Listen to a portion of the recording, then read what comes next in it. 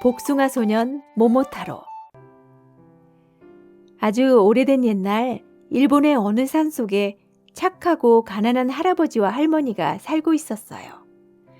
할아버지는 매일 나무를 하러 산으로 올라갔어요. 할머니는 그동안 강가로 나가서 빨래를 하곤 했지요. 그러던 어느 날이었어요.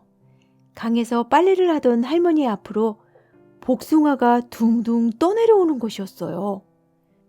빨간 그 복숭아는 보통 복숭아보다 크기도 크고 먹음직스럽게 잘 익어서 할머니는 할아버지와 나누어 먹기 위해 복숭아를 광주리에 담아가지고 집으로 돌아왔어요. 날이 저물어 할아버지가 산에서 돌아오자 할머니는 할아버지 앞에 복숭아를 내놓았어요.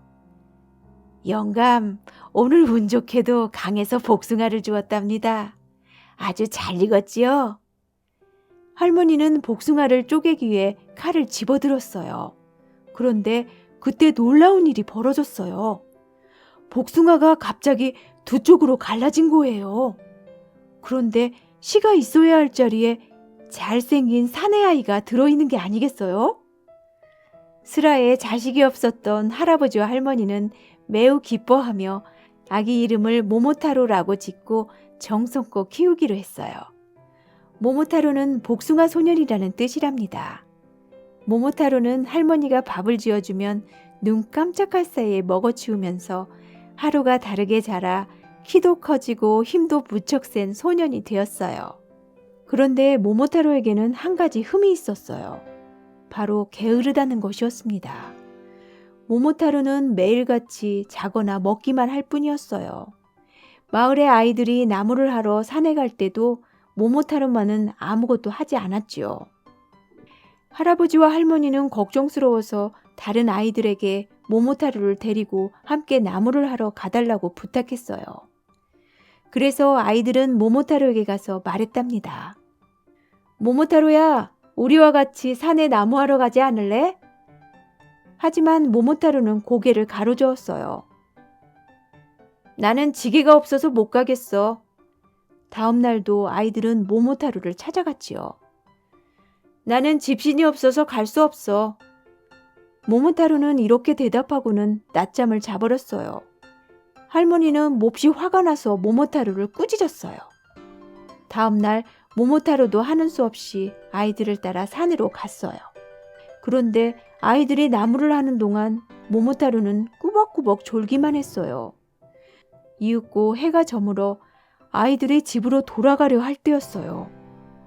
모모타로는 그제야 잠에서 깨어나 이렇게 말했어요. 나도 나무를 할 테니 좀 이따 가자. 아이들은 이마를 찌푸리며 모모타로에게 말했어요. 지금 나무를 하기 시작하면 시간에 맞춰 돌아갈 수 없어. 그러나 모모타로는 큰 나무를 잡고 느닷없이 그 나무를 뽑아버렸습니다. 모두들 깜짝 놀랐지요. 모모타로는 그 나무를 짊어지고 다른 아이들과 함께 마을에 돌아왔어요. 그 이야기는 곧 영주의 귀에 들어갔고 영주는 모모타로를 한번 만나고 싶어 했어요. 다음 날 모모타로는 영주를 만나러 갔지요. 그러자 영주는 모모타로에게 이렇게 말했어요. 오랫동안 못된 도깨비가 우리 마을 사람들을 괴롭히고 있다네. 만약 내가 듣던 대로 자네 힘이 세다면 그 도깨비를 혼내주지 않겠나? 모모타로는 마을 사람들을 위해 그 못된 도깨비의 섬으로 가려고 했어요. 할머니와 할아버지는 먼 길을 떠나는 모모타로에게 수수경단을 만들어 주었어요. 모모타로는 그 수수경단을 가지고 도깨비의 섬으로 떠났습니다. 그런데 모모타로는 길을 가다가 개를 만났어요. 모모타로야, 어디 가니? 개가 물었어요. 도깨비를 혼내주러 도깨비 섬에 간다. 그런데 들고 가는 것은 뭐니? 일본에서 가장 맛있는 수수경단이야. 내가 하나 먹고 너랑 같이 가면 안 될까? 모모타로는 개에게 수수경단을 하나 주고 함께 길을 떠났습니다. 잠시 후 그들은 원숭이를 만났어요. 모모타로야, 어디 가니? 원숭이가 물었습니다. 도깨비를 혼내주러 도깨비 섬에 간다. 그런데 들고 가는 것은 뭐니? 일본에서 가장 맛있는 수수경단이야. 내가 하나 먹고 너랑 같이 가면 안 될까? 모모타로는 원숭이에게 수수경단을 하나 주고 셋이 길을 떠났습니다.